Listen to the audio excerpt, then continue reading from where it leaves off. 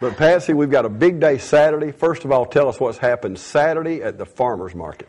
Okay, can I talk about Friday first? Sure. Okay. Friday, it's America Recycles Day, is November the 15th across the nation, and people have different events at different times. So we're having ours Friday, November the 11th from 2 to 5, where we think it helps businesses be able to bring in their electronics. So that's our biggest focus, usually is electronics, because that's the hardest thing to get rid of. We have single stream in the 6 county collection centers, and we have single stream in Curbside in Dublin and Rents and Cadwell, I believe. So get your single streams. If you don't have access to one of those programs, bring your all paper, all aluminum, all tin cans, like your soup cans and things, your cardboard, that means cereal boxes, things, newspaper, and plastics, only 1 and 2. If you read the bottom and look in those little arrows, it's got a 1 or a 2. Those are the only plastics that are accepted in Dublin. A lot of times people think they can recycle something. They can because it's recyclable, so they bring it to the program, but you need to know what things can be recycled in our program, because they really have to go on back to the landfill if it's not something that SP's taken for us.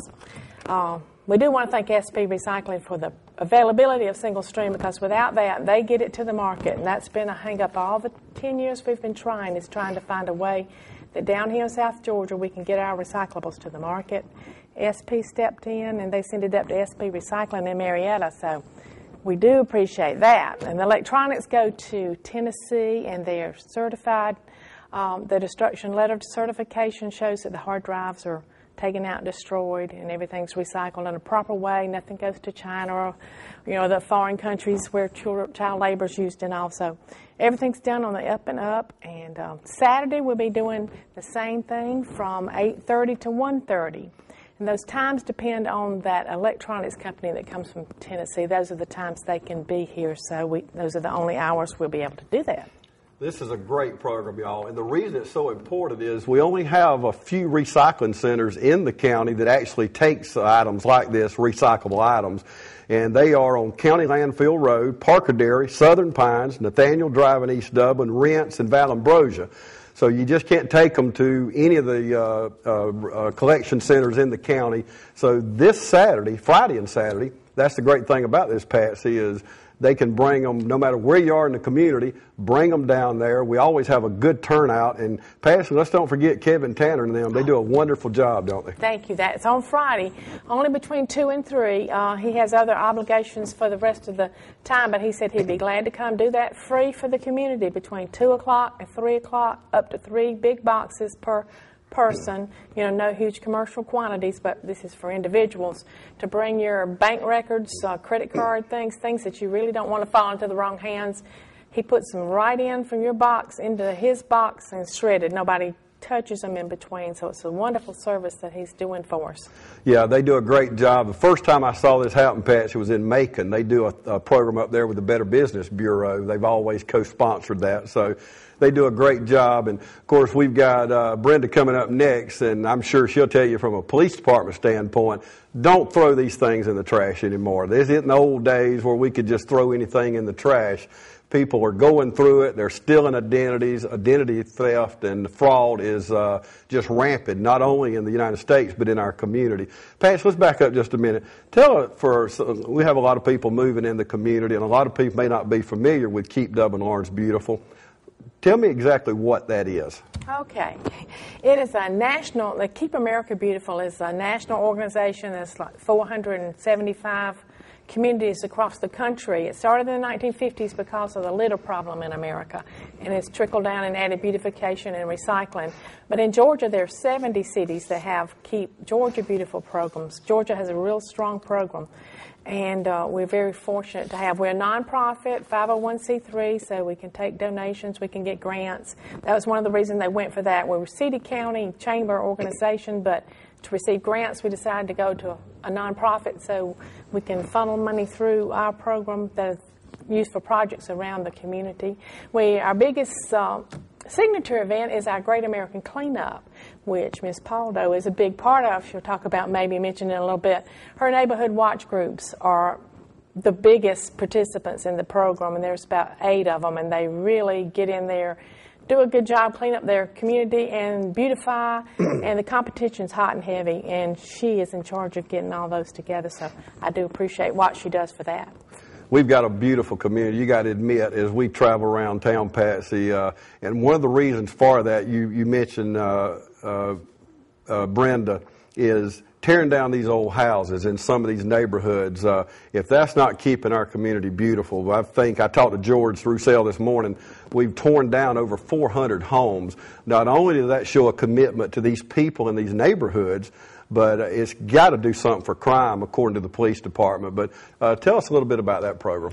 Well, they first try to find the owner, because the owner's responsible to take care of that property. If they can't find the owner, or the owner refuses, they can tear it down and charge the cost to the owner and claim the vacant lot. But it is, I was riding on Columbia Street, I don't want to call them neighborhoods, but this one it's a beautiful neighborhood. There are people in the yards working, it looks very nice. And then you go 2 doors down, there's a big old vacant house falling in, which is just not fair to the residents that live there that are trying to have a nice neighborhood. So, and then all of them look like an open door to have people to come in and set up illegal trade. And so it's really a safety issue as well as beautification. It's just not fair. It's not pointing fingers at people, but people that are trying to have a nice neighborhood deserve that. Amen. It's a win-win for everybody. Okay, Keep Dublin Lawrence Beautiful is a public-private partnership, Patsy. How can we, the viewer watching today, how can we be a part of the solution? Well, when we have these different events, the cleanup days, that's the biggest chance. We have Rivers Alive on the second Tuesday in October to take care of our river, which gets abused with illegal dumping a lot. And this spring, like I say, we have the Great American Cleanup. Then we have 4 times a year do these recycle drives. Bring one for the chipper, and January the 7th coming up, and we'll be taking old Christmas trees and keeping those out of the landfill, grinding them up for mulch, and giving away seedlings. To date, our program has probably given away over 10,000 seedlings to the community through the Department of Community Affairs. But YKK has picked up, state money got short. So they stopped the seedling program. YKK in Dublin has picked up and has given over 800 trees in the past 2 years to that program. So when you hear about something and it asks for volunteers, we have a website. It's on nlamerica.org/KDLB. And our phone number's weird. It's in the phone book under Keep. So you just call if you are looking for something to do. I have people call that get very frustrated wanting help with their neighborhood, and we do what we can. Sometimes things are just out of our hands that it is a free country and people can do. If it's not against an ordinance, we can't do anything about it. But we do try to maybe put a little flyer out in the neighborhood saying, we're having a cleanup day, or try to bring the neighbors in a friendly way. We try not to be negative, but sometimes enforcement is the only thing people listen to.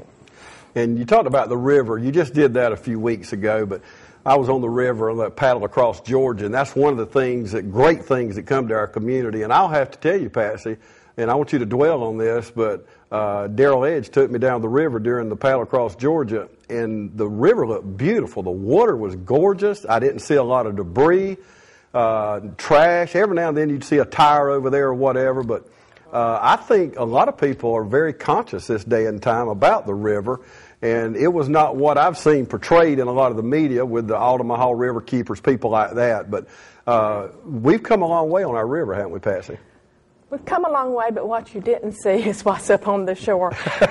When we do they have come a long way. People are respecting the waterways, but the public boat landings are being abused. Brickyard Landing and Black Shears Ferry, a lot of young people go down there and have parties and things.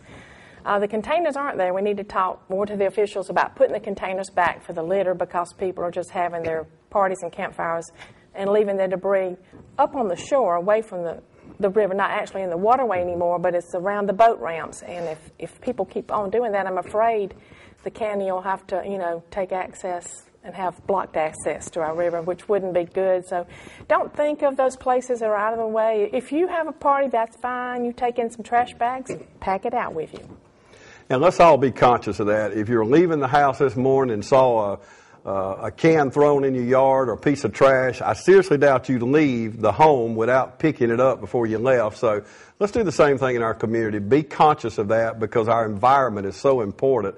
And don't forget, this Friday and Saturday. Now, Friday is 2 to 5. Saturday is 8:30 to 1:30. And let's go back to Patsy before I let you go now. Some of the things that they can take during this recycling day. What are some of the things we can drop off? Okay, what goes in single stream? If you're in the city of the curbside, you're familiar with what single stream means. But if you're not, you might not realize newspaper, magazines, phone books, catalogs, cardboard, all kind of boxes. Collapse them if you can. That'll save more room.